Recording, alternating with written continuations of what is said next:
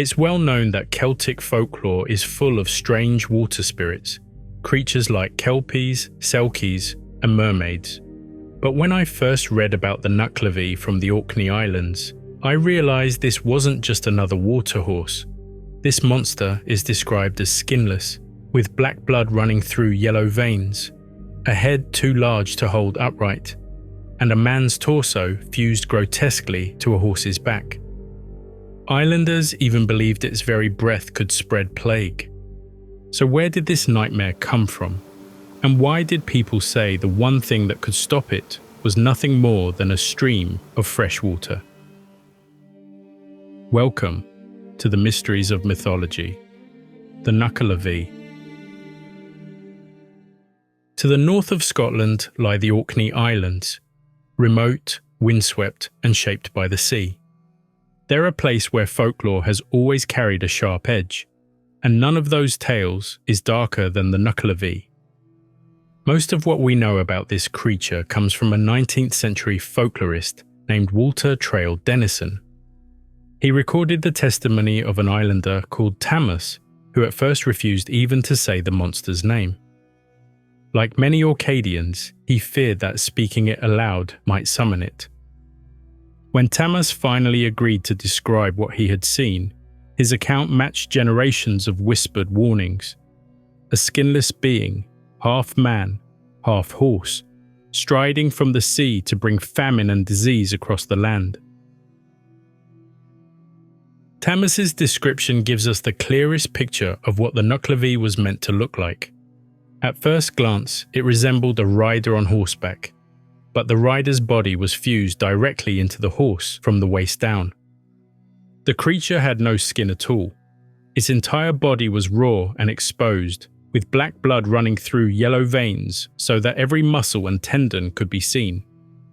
Its head was said to be enormous, about 3 feet across, and it lolled loosely from side to side, too heavy for its neck. Some islanders described its mouth as gaping like a whale's, while others compared it to a pig's snout dripping with foul slime. In every version, its breath was deadly, believed to spread sickness to people, animals, and crops alike. And unlike many other Celtic spirits, the Nuckelavee had no softer side. There are no stories of it helping fishermen, or warning travelers, or granting favors. It was pure destruction. So why did Orcadians imagine a monster this grotesque, when most folklore creatures had at least some balance of danger and protection? To understand the Nuckelavee, we need to look at the islands themselves. Orkney sits just north of mainland Scotland, and for centuries it was a meeting point between cultures. In the 9th century, Norse settlers arrived and left a lasting mark. Even today, genetic studies show that about a quarter of the Orcadian population still carries Norwegian ancestry. Later, when Orkney was absorbed into Scotland in the 15th century, the folklore became a mixture, part Norse myth, part Celtic tradition, and part the imagination of the islanders themselves. The Nuckelavee is a reflection of all of that. Even its name carries traces of this history. In Orcadian dialect, it appeared as Nuckelavee, meaning devil of the sea. In Shetland, a close neighbour to Orkney, the same demon was called Nuckelavee, but spelling and pronunciation were never consistent. That's why today you'll see forms like Nuckelavee, Nuckelavee, or Nuckelavee, all describing the same creature. Some antiquarians tried to trace the word even further back. One suggestion was that Nuck might be linked to Old Nick, a name for the devil, or even to the Latin nicere, to kill. Whether or not that's correct, the association with death and destruction is clear.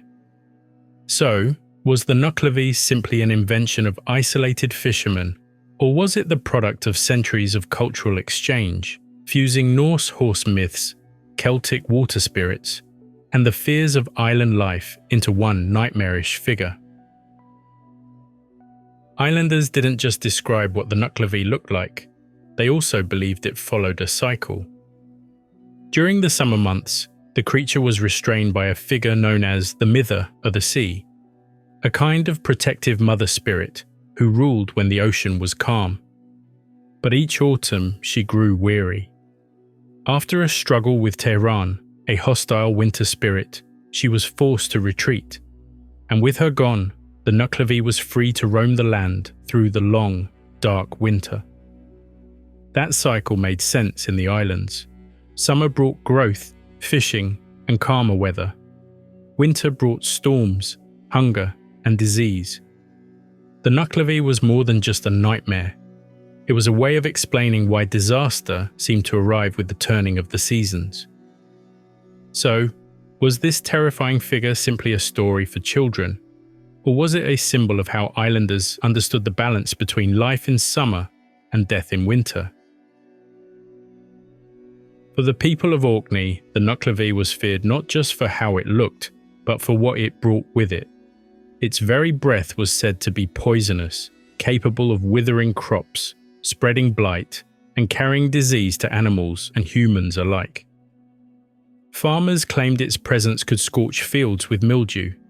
Horses were thought to sicken and die after it passed by. Even sudden outbreaks of plague were laid at its feet, and unlike many other Celtic creatures, there were no stories of the Nuckelavee playing tricks, teaching lessons, or offering protection. It wasn't a warning spirit, it wasn't a trickster, it was pure destruction. In fact, islanders sometimes blamed the Nuckelavee for almost anything that went wrong, from storms and poor harvests to unexplained illness. In their world, misfortune had a face, and it was skinless, bloodied, and riding from the sea. But if it was so powerful, was there any way to survive an encounter with it? For all its terror, the Nuckelavee did have one weakness. It could not endure fresh water. Streams, lochs, even heavy rain were enough to stop it in its tracks. This detail is what saved Tammuz in his famous encounter. As the monster closed in, he splashed through a loch and then leapt across a stream. The Nuckelavee stopped at the water's edge, unable to follow. One thin ribbon of fresh water had done what no weapon could. Folklorists suggest this weakness may reflect a symbolic boundary. Salt water belonged to the sea and to chaos, but fresh water marked safety, fertility, and life. The Nuckelavee wasn't only blamed for storms and sickness. Islanders also linked it to their own industry, burning seaweed. In the 18th and 19th centuries, kelp was gathered and burned to produce soda ash, a material used in glass making and soap. The process was vital for Orkney's economy, but the thick smoke that rolled across the islands was said to enrage the Nuckelavee. According to folklore, his revenge came as a plague called mortasheen, which swept through the horses of Orkney. Farmers watched their animals weaken, develop sores, and die. For people whose survival depended on livestock, this was devastating. Modern historians have suggested a different explanation, that mortasheen was probably glanders, a bacterial disease known since antiquity. But for islanders at the time, the link was clear. Burn the sea's gift, and the devil of the sea would punish you. So was this plague the work of a demon, or simply the cruel reality of disease given a monstrous face? When we step back, the Nuckelavee looks less like a single monster and more like a symbol of island life itself. Its skinless body, dripping with black blood, embodied disease and famine. Its winter rampages matched the hardest season, when storms and hunger pressed hardest on the people of Orkney. In that sense, the Nuckelavee wasn't only a tale to frighten children, it explained why disaster struck without warning. Failed harvests, dead livestock, sudden sickness, all of it could be traced to the devil of the sea. The Nuckelavee gave shape to the uncontrollable forces of nature. It turned fear into a story, and a story into something communities could share, retell, and even prepare for. So perhaps the question isn't just, what was the Nuckelavee, but what did it represent? Was it a monster, or was it the face islanders gave to the struggle of surviving on the edge of the sea? The Nuckelavee hasn't disappeared. Its story is still told on folklore tours in Orkney, and local guides point to its legend as part of the island's darker heritage. Compared to more familiar figures like kelpies or selkies, it remains less well known outside Scotland. But that may be why it feels so striking today, because it hasn't been softened or romanticized. It's still as raw and terrifying as it was when Tamas told his story to Dennison. So if Hollywood or Netflix ever decides to bring another Scottish monster to life, they might want to start here. The Nuckelavee was more than a nightmare from the shorelines of Orkney. It was a reflection of life on the islands, a place where the sea could feed you one day and drown you the next, where disease and famine could sweep through without warning. Its skinless body embodied those fears. Its breath carried plague. Its presence brought famine, and its weakness to fresh water reminded people that even the darkest forces had limits.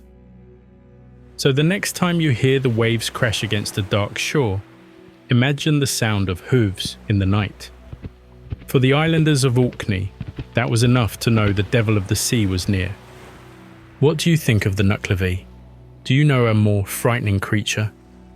Let me know in the comments.